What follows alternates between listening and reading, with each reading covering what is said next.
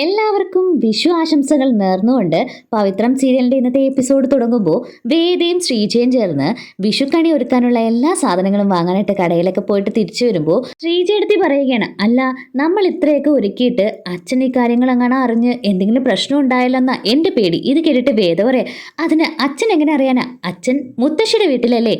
ശ്രീജയെടുത്തി പറയാ, അല്ല ആ നന്ദിനെ എങ്ങാനും വിളിച്ചു പറഞ്ഞാൽ? വേദ പറയുകയാണ്, ഏയ് നന്ദിനി അടുത്തേക്ക് അത്രയ്ക്ക് ധൈര്യമൊന്നുമില്ല. ഇനി അറിഞ്ഞാൽ തന്നെ അച്ഛൻ വരുമ്പോഴേക്കും നമ്മൾ കണിയൊരുക്കും. അമ്മയുടെ നേതൃത്വത്തിലായിരിക്കുമ്പോൾ അച്ഛൻ ഒരിക്കലും കണിയെടുത്ത് എറിയുമെന്ന് തോന്നുന്നില്ല. അഥവാ അച്ഛൻ പൊട്ടിത്തെറിക്കുവാണെങ്കിൽ നമുക്ക് പടക്കം കുറച്ച് പൊട്ടിച്ചാൽ പോരെ, അങ്ങനെ കരുതിയാൽ മതി. അപ്പോൾ ശ്രീജയടത്തി പറയുകയാണ്, വേദയെ കൊണ്ട് ഇങ്ങനെ പോസിറ്റീവായിട്ട് ചിന്തിക്കാൻ പറ്റൂ, എന്നെ കൊണ്ടൊന്നും പറ്റില്ല. എന്ത് ധൈര്യ വേദയ്ക്ക്? അപ്പോൾ വേദ പറയുകയാണ്, ഇത് ധൈര്യത്തിന്റെ കാര്യമൊന്നും അല്ലേ ശ്രീജയടത്തി. ഒരു കാര്യം ചെയ്യണമെന്ന് തീരുമാനിച്ചാൽ അത് യാഥാർത്ഥ്യമാക്കണം. അച്ഛൻ എന്നെ വീട്ടിൽ കയറിയിട്ടില്ലെന്ന് പറഞ്ഞു, പിന്നെ സ്വന്തമായിട്ട് ആഹാരം പാകം ചെയ്യണമെന്ന് പറഞ്ഞു. അച്ഛന്റെ എല്ലാ വാക്കും അച്ഛന് മാറ്റേണ്ടി വന്നില്ലേ? അച്ഛൻ എന്നെ അംഗീകരിച്ച് വേദമോളെ എന്ന് വിളിച്ച് എന്നോട് കാര്യങ്ങൾ പറയുന്ന ഒരു ദിവസം വരും. ശ്രീജയടത്തി നോക്കിക്കോ. പിന്നെ ഈ വട്ടത്തെ വിഷു ശ്രീജയടത്തിക്കാണ് നല്ലൊരു അനുഭവം ഉണ്ടാകാൻ പോകുന്നത്. ശ്രീജയടത്തി നോക്കിക്കോ. അപ്പോൾ പെട്ടെന്ന് ശ്രീജയടത്തി പറയാ, എന്താ വേദേ, എന്താ ഇത്, സർപ്രൈസ് ആണോ? അപ്പോൾ വേദ പറയാ, സർപ്രൈസ് അങ്ങനെ പറയാൻ പാടില്ല, എന്തായാലും ശ്രീജയടത്തി കാണാൻ പോവല്ലേ. ശ്രീജയ്ക്ക് മനസ്സിലൊരു സന്തോഷമൊക്കെ തോന്നുന്നുണ്ട്. അങ്ങനെ ശ്രീജയും വേദയും വീട്ടിലേക്ക് എത്തുമ്പോൾ അമ്മ ചോദിക്കുകയാണ്, എല്ലാ കണിക്കുള്ള എല്ലാ സാധനങ്ങളും വാങ്ങിച്ചില്ലേ? അങ്ങനെ സന്തോഷത്തോടെ മൂന്നുപേരും അകത്തേക്ക് വരുമ്പോൾ പെട്ടെന്ന് നന്ദിനി പറയാം, ഇത് കണി ഒരുക്കാനാണോ അതോ ഈ വീട്ടിലുള്ളവർക്ക് കെണി ഒരുക്കാനുള്ള അടവാണോ? അച്ഛനില്ലാത്തോണ്ട് ചിലർക്കൊക്കെ ചില കാര്യത്തില് ഇങ്ങനെ ഊർജ്ജസ്വലയായിട്ട് ഓടി നടക്കുന്നുണ്ടല്ലോ. ഏത് പറയാൻ, നല്ലൊരു കാര്യത്തിന് വേണ്ടിയല്ലേ, അതുകൊണ്ട് കുഴപ്പമില്ല. അങ്ങനെ അമ്മ ചോദിക്കുക, കണിക്കൊന്ന് വാങ്ങിയ? അതെന്തായാലും നന്നായി, തൊടിയിൽ വെട്ടം പൂത്തതേയില്ല. ഇത് കേട്ടിട്ട് നന്ദിനി പറയാം, കണ്ടില്ലേ കണിക്കൊന്ന വരെ പൂത്തില്ല, ചിലരുടെയൊക്കെ രാശി അത്രയ്ക്ക് നല്ലതാ. ഇത് കേട്ടിട്ട് അമ്മ പറയാം, നിനക്ക് നല്ലൊരു ദിവസമായിട്ട് വായടച്ച് നിന്നൂടെ? അപ്പോൾ നന്ദിനി പറയാം, നല്ല ദിവസം നാളെയല്ലേ, ഇന്നല്ലല്ലോ. വേദ പറയാം, അതൊന്നും സാരമില്ല അമ്മേ, നന്ദിനിയടത്തി പറയുന്നത് ആര് കാര്യമായിട്ട് എടുക്കുന്നു, ഞാൻ തമാശയായിട്ടാണ് എടുക്കുന്നത്.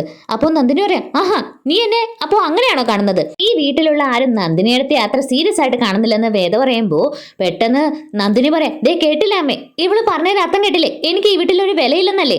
അമ്മ പറയാം, നിനക്ക് അങ്ങനെ തോന്നിയെങ്കിൽ അങ്ങനെ തന്നെ എന്ന് വിചാരിച്ചു എന്ന് പറഞ്ഞ അമ്മ അകത്തേക്ക് പോകുന്നു. വേദ അകത്തേക്ക് പോകുമ്പോൾ നന്ദിനി ഓരോ കോക്രിയൊക്കെ കാണിക്കുമ്പോൾ നന്ദിനിയാണെങ്കിൽ പൂടി എന്ന് പറഞ്ഞ് രണ്ടുപേരും ഇങ്ങനെ തുറച്ചു നോക്കിക്കൊണ്ട് പോവുകയാണ്. അങ്ങനെ അകത്ത് നിന്നിട്ട് വേദയും ശ്രീജയടത്തിയും ചേർന്ന് കണി ഒരുക്കാനുള്ള എല്ലാ പരിപാടിയും ഇങ്ങനെ നടത്തിക്കൊണ്ടിരിക്കുമ്പോൾ അമ്മ പറയാം, എല്ലാം നന്നായിട്ടുണ്ട്. അപ്പോൾ ഈ സമയം നന്ദിനി വരുന്ന കണ്ടിട്ട് അമ്മ പറയാ, അല്ല നീ കൊച്ചു കുട്ടികളെ പോലെ മുഖം വെറുപ്പിച്ച് നിൽക്കാതെ ഇവരോടൊപ്പം കൂട്, കണിയൊക്കെ ഒരുക്കണ്ടേ അല്ലേ? അപ്പോൾ നന്ദിനി പറയാം, ഓ അതിൻ്റെ ആവശ്യമില്ല, ഞാൻ ഇനി കണി ഒരുക്കിയിട്ട് ചിലരുടെയൊക്കെ കണ്ണ് പൊട്ടി പോകണ്ട. ഇത് കേട്ടിട്ട് വേദ പറയാം, നന്ദിനി ഏട്ടത്തി വാ നമുക്ക് ഒരുമിച്ച് ചെയ്യാം. അങ്ങനെ നന്ദിനി വരാതെ നിൽക്കുമ്പോൾ പെട്ടെന്ന് വേദ എഴുന്നേറ്റ് ചെന്ന് നന്ദിനിയുടെ അടുത്ത് എന്നിട്ട് പറയാം, നന്ദിനി എടുത്ത് നല്ലൊരു ദിവസമായിട്ട് അമ്മയെ വിഷമിപ്പിക്കല്ലേ? അപ്പോൾ നന്ദിനി പറയാം, ഞാൻ അമ്മയെ വിഷമിപ്പിക്കാറില്ല. ഇത് കേട്ടിട്ട് വേദ പറയാം, പിന്നെ ആണോ അമ്മ പറഞ്ഞിട്ട് എന്താ കേൾക്കാത്തത്? അമ്മ പറഞ്ഞില്ലേ കണി ഒരുക്കാൻ, വാ നന്ദിനി എടുത്തി, വേണമെങ്കിൽ വിഷു കഴിഞ്ഞിട്ട് വഴക്കിട്ടോ. അപ്പോൾ നന്ദിനി ചോദിക്കാം, ഞാനെന്നാ വഴക്കിടുന്നതിന് കാരണക്കാരി? അപ്പോൾ വേദ പറയാം, അല്ല ഞാൻ. നന്ദിനി എടുത്തി വന്നേ എന്ന് പറഞ്ഞിട്ട് നന്ദിനിയെ പിടിച്ചുകൊണ്ടുപോയി അങ്ങനെ മൂന്നുപേരൂടെ ചേർന്നിരുന്ന് വിഷു ഒക്കെ ഒരുക്കുന്നു. ഇത് കണ്ടിട്ട് അമ്മ പറയുകയാണ്, നമ്മൾ നാലുപേരും ഒറ്റക്കെട്ടായിട്ട് സന്തോഷത്തോടെ ജീവിച്ചാലുള്ള കാര്യം ഒന്ന് ആലോചിച്ച് നോക്ക്. അപ്പൊ നന്ദിനി പറയാം, അത് അമ്മയാ ചിന്തിക്കേണ്ടത്, അമ്മയ്ക്ക് ഇവള് വന്നതിന് ശേഷം എന്നോട് പഴയ പോലെ സ്നേഹമില്ല. ഇത് കേട്ടിട്ട് വേദ പറയുകയാണ്, ദേ അമ്മേ 3 നേരം 5 മിനിറ്റ് വെച്ച് ഇനി തൊട്ട് എന്നും നന്ദിനി അടുത്തേക്ക് സ്നേഹം കൊടുക്കണേ. അപ്പോൾ പെട്ടെന്ന് നന്ദിനി പറയാം, എന്നെ എല്ലാവരും ചെന്ന് കളിയാക്കുവാണോ? അപ്പോൾ ശ്രീജയടുത്ത് ദേഷ്യത്തിൽ, ദേ നന്ദിനി ചുമ്മാ പിള്ളേർ കളിക്കാതെ ഇതൊക്കെ അങ്ങോട്ട് എടുത്തു വെച്ചേ ഒരുക്ക്. അങ്ങനെ 3 പേരും ചെന്ന് ഒരുക്കിക്കൊണ്ടിരിക്കുമ്പോൾ അമ്മ വിഷുവിനെ പറ്റിയുള്ള ഇതിഹാസം എന്താണെന്ന് ചോദിക്കുമ്പോൾ വേദ ഓരോന്ന് പറയുന്ന കേട്ടിട്ട് നന്ദിനി പറയുകയാണ്, മതി, ദൂരദർശനിൽ പറയുന്ന നരേഷൻ പോലുണ്ട്, കേട്ട് മടുത്തു. അങ്ങനെ പെട്ടെന്ന് വിഷുവിനാണെങ്കിൽ അവിടേക്ക് വന്നിട്ട് പറയാം, അല്ല വിഷുക്കണി ഒരുക്കി തുടങ്ങിയോ? കഴിക്കാനുള്ള കാര്യമൊക്കെ തിരക്കുമ്പോൾ ശ്രീജയടത്തി പറയാം, നിങ്ങൾക്കുള്ളതൊക്കെ ഞാൻ ഉണ്ടാക്കി തരാം, വെറുതെ നാണം കെടുത്താതെ മിണ്ടാതിരിക്കേ. അങ്ങനെ വിഷു ഞാനിവിടെ സഹായിക്കാമെന്ന് പറഞ്ഞ് കണി ഒരുക്കാൻ അടുത്ത് വന്നിരിക്കുമ്പോൾ പെട്ടെന്ന് വിക്രം ബൈക്ക് വരുന്ന സൗണ്ട് കേട്ട് വേദ ഞാൻ ദാ വരുന്നു എന്ന് പറഞ്ഞ് വിക്രത്തിന്റെ അടുത്തേക്ക് എന്നിട്ട് ചോദിക്കുക, അല്ല നിങ്ങൾ വിഷുവിന് ശ്രീകാര്യൻ ശ്രീനിവാസന്റെ വീട്ടിലാണോ അതോ ഈ വീട്ടിലാണോ? അപ്പോൾ വിക്രം പറയാം, തീരുമാനിച്ചിട്ടില്ല, എന്തായാലും നിനക്കെന്താ? അപ്പോൾ വേദ പറയാം, നിങ്ങൾ എനിക്ക് വേണ്ടി ഒരു കാര്യം ചെയ്തു തരണം. അപ്പം വിക്രം പറയാം, നിനക്ക് വേണ്ടി ഞാൻ അങ്ങനെ ഒരു കാര്യവും ചെയ്യാൻ പോകുന്നില്ല. വേദ പറയാം, എനിക്ക് വേണ്ടി ചെയ്യണ്ട, ഈ കുടുംബത്തിന്റെ സന്തോഷത്തിന് വേണ്ടി ചെയ്താൽ മതി, ഞാൻ പറഞ്ഞ കാര്യം നിങ്ങൾ എനിക്ക് ചെയ്ത് തന്നേ പറ്റൂ. അപ്പോൾ പെട്ടെന്ന് വിക്രം പറയാം, എന്താ കാര്യം?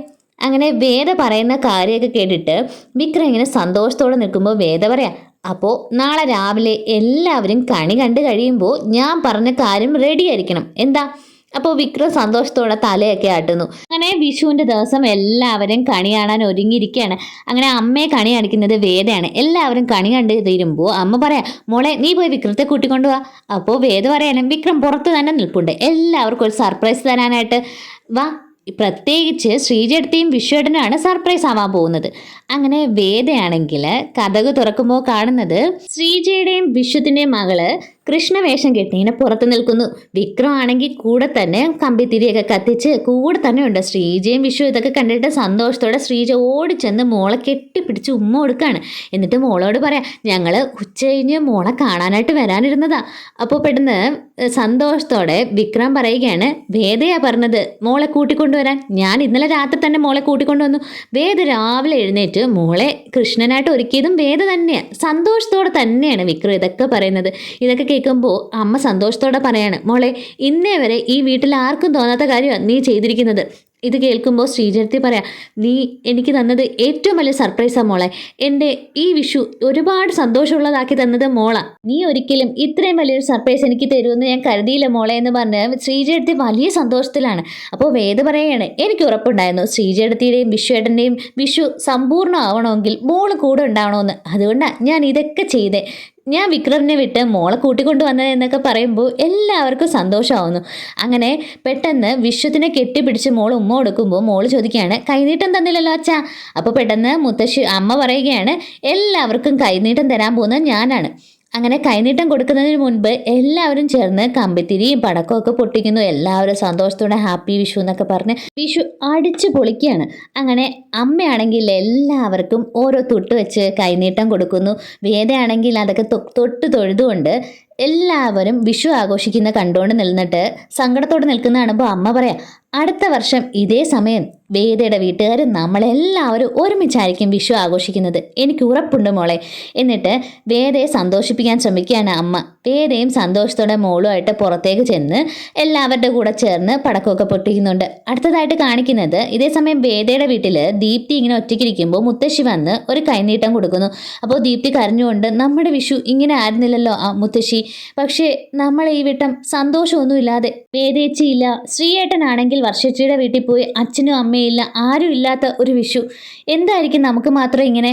അടുത്ത വർഷം നല്ലൊരു വിഷു ആയിരിക്കുമോ എന്ന് ചോദിക്കുമ്പോൾ മുത്തശ്ശി പറയാം, ഉറപ്പായിട്ടും വേദ അവിടെ സന്തോഷമായിട്ട് വിഷു ആഘോഷിക്കുമായിരിക്കും. അടുത്ത വട്ടം എല്ലാവരും വേദയും വിക്രമിനെ അംഗീകരിച്ച് നമ്മളെല്ലാവരും ചേർന്ന് സന്തോഷത്തോടെ വിഷു ആഘോഷിക്കുമെന്ന് മുത്തശ്ശി ദീപ്തിയോട് പറയുകയാണ്. അതിന് അടുത്തതായിട്ട് കാണിക്കുന്നത് എല്ലാവരും ചേർന്ന് ഉച്ചയ്ക്ക് സദ്യ കഴിക്കാനായിട്ടിരിക്കുന്നു.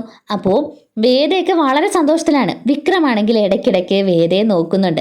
അങ്ങനെ എല്ലാവർക്കും ആഹാരം കൊടുക്കുന്നത് അമ്മയാണ്. അപ്പോൾ പെട്ടെന്ന് വേദ പറയുകയാണ്, അല്ല അമ്മ കൂടി ഇരിക്കുക, നമുക്ക് എല്ലാവർക്കും ഒരുമിച്ച് കഴിക്കാം. ഇത് കേൾക്കുമ്പോൾ അമ്മ പറയാണ്, വേണ്ട മോളെ, വിളമ്പാൻ ഒരാൾ വേണ്ടേ, ഞാൻ വിളമ്പിത്തരാം, നിങ്ങളെല്ലാവരും കഴിക്കുക. അപ്പോൾ ശ്രീജേടത്തി പറയുകയാണ്, അമ്മ ചിലപ്പോൾ അച്ഛനില്ലാത്തത് കൊണ്ടായിരിക്കും അല്ലേ.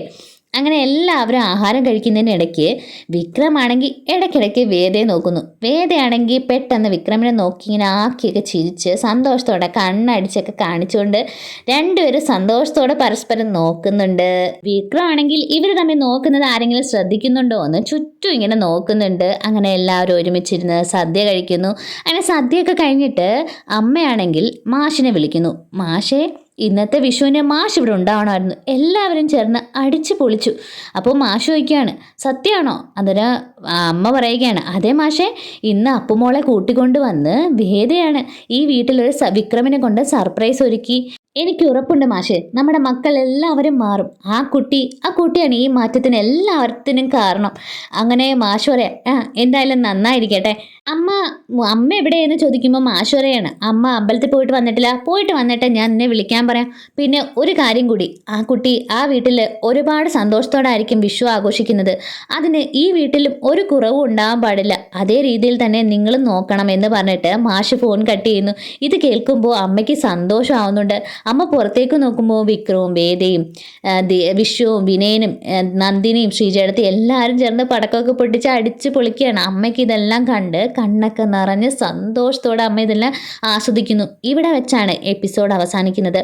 ആദ്യമായിട്ട് ചാനൽ കാണുന്നവർ സബ്സ്ക്രൈബ് ചെയ്ത് സപ്പോർട്ട് ചെയ്യാൻ കൂടി മറക്കരുത്. താങ്ക്